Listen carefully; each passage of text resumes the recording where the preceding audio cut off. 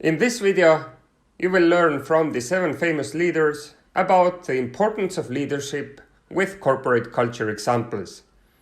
The goal is to get great ideas for yourself, evaluate your situation, and take real action to improve. Enjoy! To be a leader means one thing and one thing only. It means you have followers. That's it. It's not about learning your style of leadership and how to adjust your style to fit the situation at hand. That's management, right? Leaders only have one thing: they have followers. A follower is somebody who raises their hand and volunteers to go where you're going. They raise their hand and volunteer to go in the direction that you're pointing. And so to lead others means that you have a clear vision of a world that does not yet exist, a world that could exist. And by articulating that cause, that vision, that purpose over and over and over again, it inspires people who believe what you believe, who want to see that world built, to join, to go with you, to figure out ways, And so for me, in my work, what leadership means is articulating this world in which the vast majority of us wake up every single day, inspired to go to work, and come home every single day fulfilled by the work that we do. That doesn't mean we have to like every day, but we can love every day. You don't like your children every day, but you love your children every day, right? And so the more I talk about this world that does not yet exist yet, because right now the world we live in, the vast majority of people, 90% plus, don't love what they do. They may like it, but they don't love it.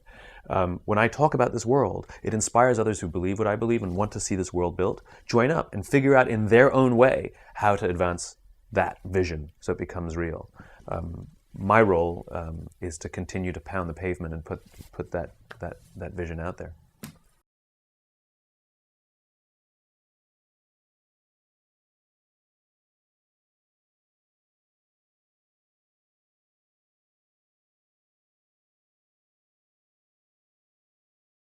The greatest people are self-managing. They don't need to be managed.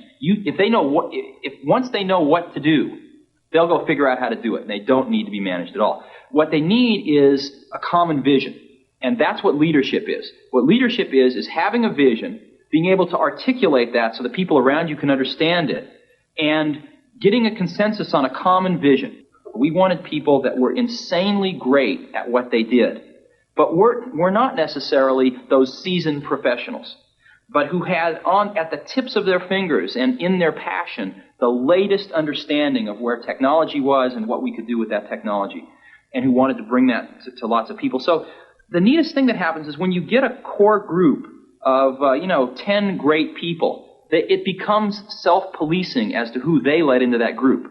So I consider the most important job of someone like myself is recruiting. What is a company? A company is a group of people, and that really is all a company is. And so if you're going to have a group of people together, they must be happy people. And if they're going to be happy people, they've got to be led by somebody who is happy themselves, who loves people, who cares generally about people, and who looks for the best in people, who is somebody who doesn't criticize, but who praises and brings out the best in people. So we look for people who are great leaders of people because they genuinely care about people, and I think we're lucky at Virgin. That's the kind of people we've got.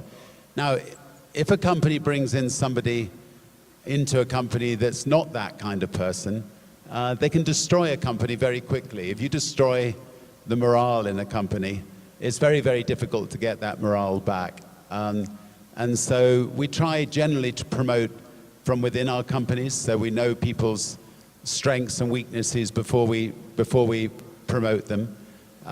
We do sometimes bring people in from outside, and we try very hard to make sure that they're the kinds of people that we'll get on with.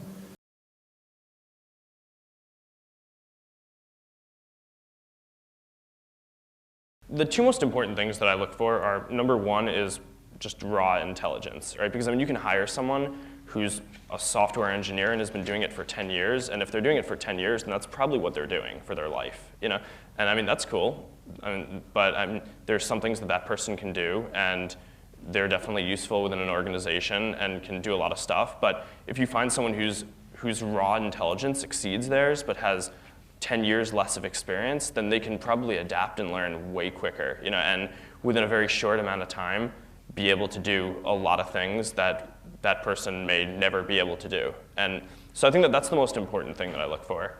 And the second is just alignment with what we're trying to do. So I mean, people can be really smart or have skills that are directly applicable, but if they don't really believe in it, then they're not going to really work hard, and they're not going to, even if they're that smart guy who doesn't have the relevant experience, they're not going to care enough to develop the relevant experience in order to succeed. So I mean, I think that the best people who I've hired so far have been people who didn't really have that much engineering experience. I mean, I hired a couple of electrical engineers out of Stanford to do programming stuff, and they had very little programming experience going in, but just really smart, really willing to go at it. And I mean, the guy who just wrote Photos was one of those guys. And I mean, if you're willing to just go and do whatever it takes to get photos out, then you're probably more valuable than someone who's just a career software engineer. So those are the things that I'm looking for and why I would rather recruit people out of college.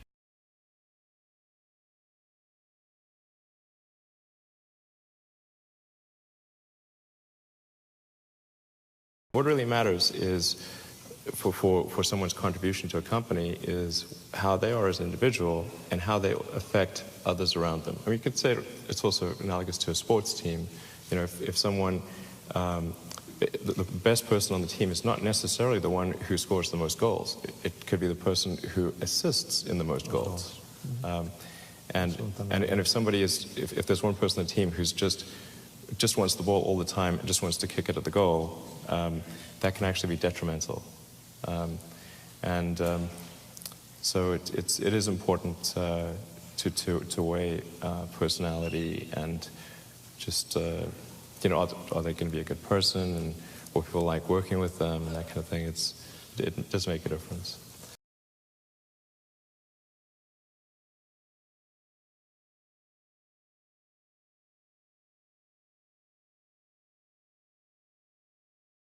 The most important thing for speed for your company and your service is your internal culture.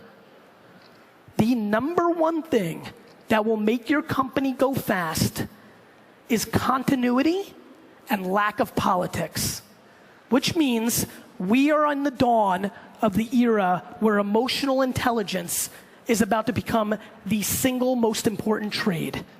That skills through technology growth will continue on a daily basis to be commoditized.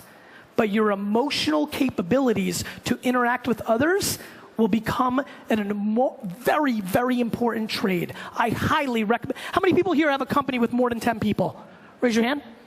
I highly, highly, highly recommend that if you take anything away from my talk, fuck voice, fuck fucking arbitrage, take this one thing away from me. You better go home and audit every single employee you have, and you better figure out which employee makes the other employees miserable.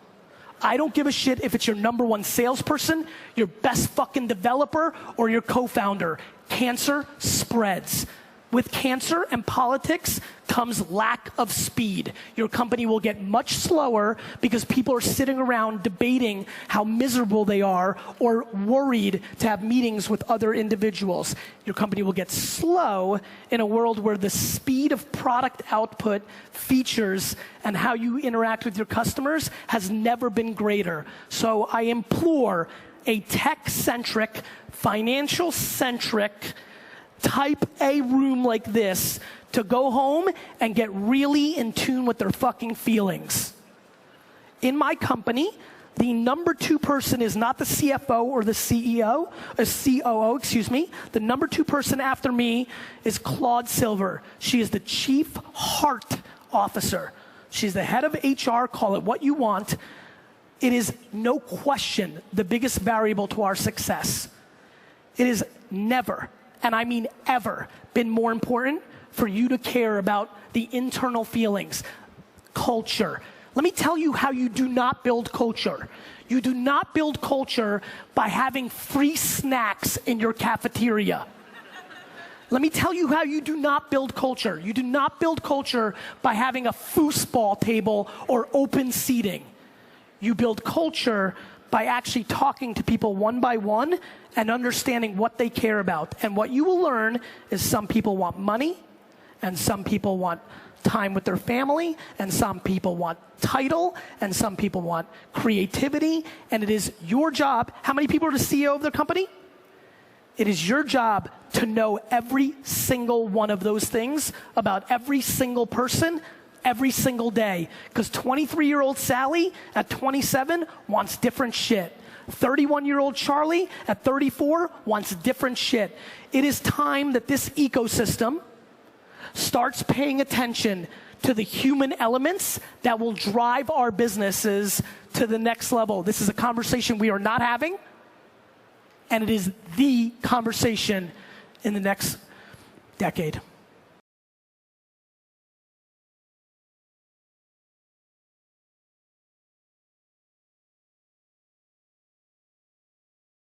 I get this question about work-life balance all the time from both ends of the spectrum. And my view is I don't even like the phrase work-life balance. I think it's misleading. I like the phrase work-life harmony, because I know that if I am energized at work, happy at work, feeling like I'm adding value, part of a team, whatever energizes you, that makes me better at home.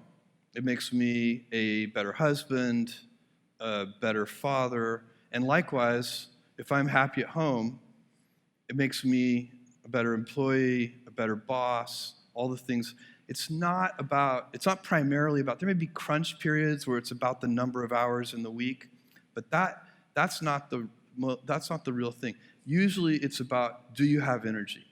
And is your work depriving you of energy, or is your work generating energy for you? And you know, there are people, everybody in this room knows people who fall into these two camps. You're in a meeting and the person comes in the room. Some people come into the meeting and they add energy to the meeting. Other people come into the meeting and the whole meeting just deflates. And those people just, they drain energy from the meeting. And you have to decide which of those kinds of people you're going to be. Are you going to add energy? And the same thing at home. And the same thing at home. And it's a wheel, it's a cycle, it's a flywheel, it's a circle. It's not a balance. Because a balance, that's why that metaphor is so dangerous, because it implies there's a strict trade-off. And you could be out of work, have all the time for your family in the world, but really depressed and demoralized about your work situation, and your family wouldn't want to be anywhere near you. They would wish you would take a vacation from them.